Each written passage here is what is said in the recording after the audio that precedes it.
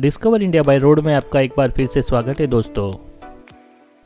उम्मीद है आपको उज्जैन यात्रा में हमारे साथ मज़ा आया होगा और उसी वीडियो के अगले भाग के रूप में आज हम आपको लेके जा रहे हैं हरसिद्धि माता मंदिर। तो चलिए वीडियो शुरू करते हैं। लेकिन उसके पहले मैं आपको एक खास चीज़ बताना चाहता हूँ जो हमने हमारे वीडियो में ऐड की है। हमारी हर लोकेशन के पास आपको इस तरह का एक QR कोड नज़र आएगा दोस्तों। इस QR कोड में उस जगह की गूगल मैप की लोकेशन हमने इंटीग्रेट की हुई है। आपको अपने मोबाइल में इस कोड को स्कैन करना है दोस्तों, और उसके बाद जो लिंक ओपन होगी, जब उसके ऊपर आप क्लिक करोगे तो आपके मोबाइल पर वह लोकेशन गूगल मैप के अंदर ओपन हो जाएगी, तो जिसकी वजह से आप इस जगह को आसानी से गूगल मैप से ढूंढ सकते हो। हमारी इस ट्रिप के दौरान हम MP के 5 मुख्य शहर जिसमें इंदौर, उज्जैन, ओमकारेश्वर, माहेश्वर और मांडू जाने वाले हैं। और जैसे कि डे 1 के वीडियो में हम आपको लेके गए थे इंदौर और डे 2 में हम आपको लेके गए थे उज्जैन, और उन दोनों की लिंक हमने डिस्क्रिप्शन में दे दी है। तो चलिए आज का वीडियो शुरू करते हैं। हरसिद्धि माता का मंदिर महाकालेश्वर मंदिर से कुछ ही दूरी पर स्थित है और यह मंदिर माता के 51 शक्तिपीठों में से भी एक है।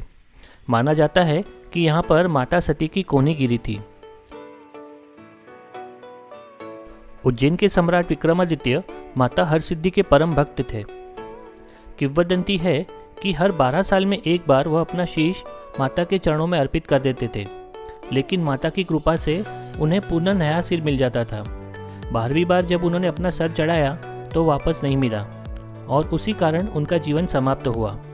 आज भी मंदिर के एक कोने में 11 सिंदूर लगे रुंड पड़े हुए हैं। कहते हैं कि यह उन्हीं के कटे हुए मुंड है। गुजरात में पोरबंदर और द्वारका के समीप एक मिया गांव है, जहां पर समुद्र खाड़ी के नज़दीक एक छोटी सी पहाड़ी पर एक हरसिद्धि माता का मंदिर है, जिन्हें यहां पे हर्षद माता के नाम से भी जाना जाता है। मान्यता है कि उज्जैन के सम्राट विक्रमादित्य ने यहीं से आराधना करके देवी को उज्जैन लाया था। तब देवी ने विक्रमादित्य से कहा था कि मैं रात के समय तुम्हारे नगर में रहूंगी तथा दिन में इसी स्थान पर वास करूंगी। इसीलिए यहाँ पर शाम की आरती का काफ़ी महत्व है। यह मंदिर मराठा कालीन है। मुख्य मंदिर के चारों ओर परकोटा है, जिसमें चारों दिशाओं में द्वार बने हुए हैं। मंदिर की विशेषता 2 विशाल दीप स्तंभ है। गर्भगृह में देवी श्री यंत्र पर विराजमान है। सभा मंडप में ऊपर की ओर भी श्री यंत्र बनाया गया है। मुख्य गर्भगृह में माता हरसिद्धि के आसपास महालक्ष्मी और महासरस्वती भी विराजमान है। इस परकोटे के अंदर 84 महादेव में से एक करकटेश्वर महादेव का भी मंदिर है, और उसके अलावा यहाँ पर महामाया की अखंड ज्योत भी प्रज्वलित रहती है दोस्तों। वैसे तो हर समय यहाँ भक्तों की भीड़ रहती है, लेकिन नवरात्रि के समय और खासकर अश्विन नवरात्रि के समय यहाँ पर अनेक धार्मिक आयोजन होते हैं। रात्रि को आरती में एक उल्लासमय वातावरण होता है। मंदिर के सामने 2 विशाल दीप स्तंभ हैं।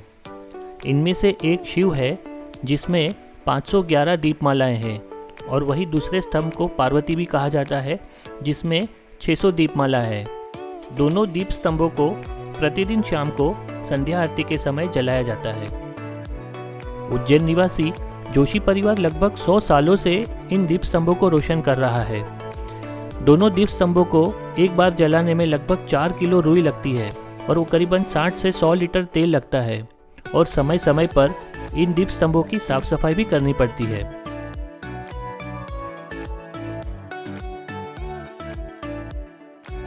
दीप प्रज्वलन की शुरुआत यहाँ के मुख्य पुजारी द्वारा पहले नीचे के दियों को जलाने से होती है, और उसके कुछ समय पश्चात इसमें जो एक्सपर्ट लोग हैं वह फटाफट ऊपर चढ़ के ऊपर से नीचे की ओर दिए जलाना शुरू कर देते हैं।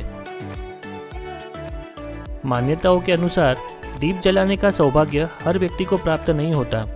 कहा जाता है कि जिस किसी को भी यह मौका मिलता है वह बहुत ही भाग्यशाली होता है।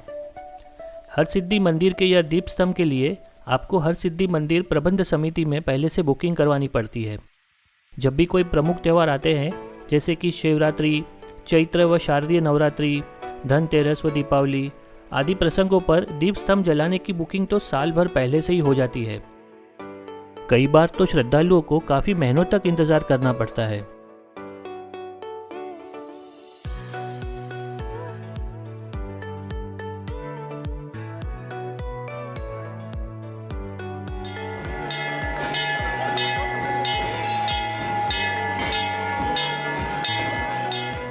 और जैसे ही यह दीप प्रज्वलन की प्रक्रिया शुरू हुई, हम तो देखकर चौंकने रह गए दोस्तों। मतलब किस तरह से यह लोग फटाफट से ऊपर जा रहे थे और एक एक करके दिए जलाते हुए नीचे आ रहे थे।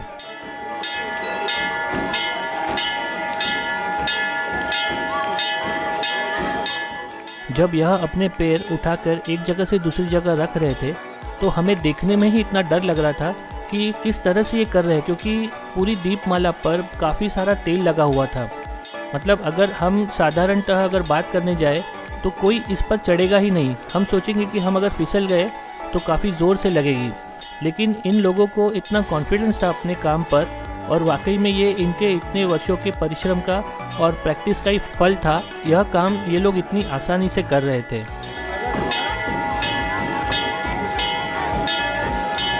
और अगर आप ध्यान से देखोगे तो आपको पता चलेगा कि किस तरह से यह लोग अपने मुंह में मशाल को पकड़ के धीरे धीरे एक एक दिए जलाते हुए नीचे की ओर आ रहे हैं, और एक सीक्वेंस में इन लोग यह काम कर रहे हैं।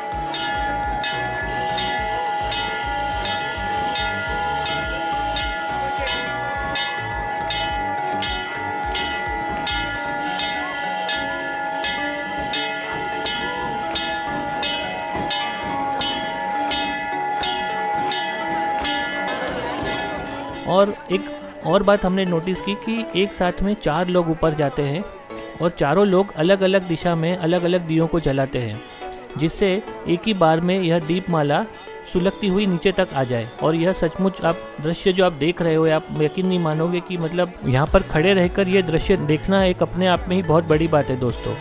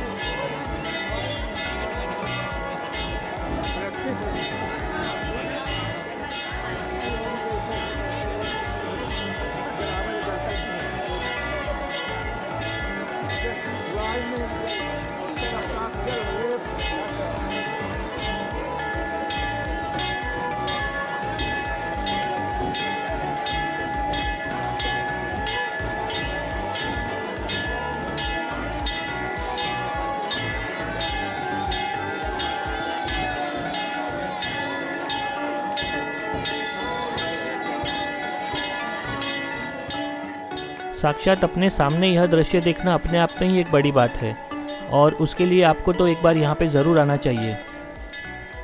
और वहीं पे कुछ देर में जैसे ये दीप प्रज्वलन की प्रक्रिया समाप्त हो जाती है, मंदिर में आरती शुरू हो जाती है, और जो अंदर के जो मुख्य महाराज है वह धीरे धीरे बाहर की तरफ आके हर जगह पे पूजा करते हैं।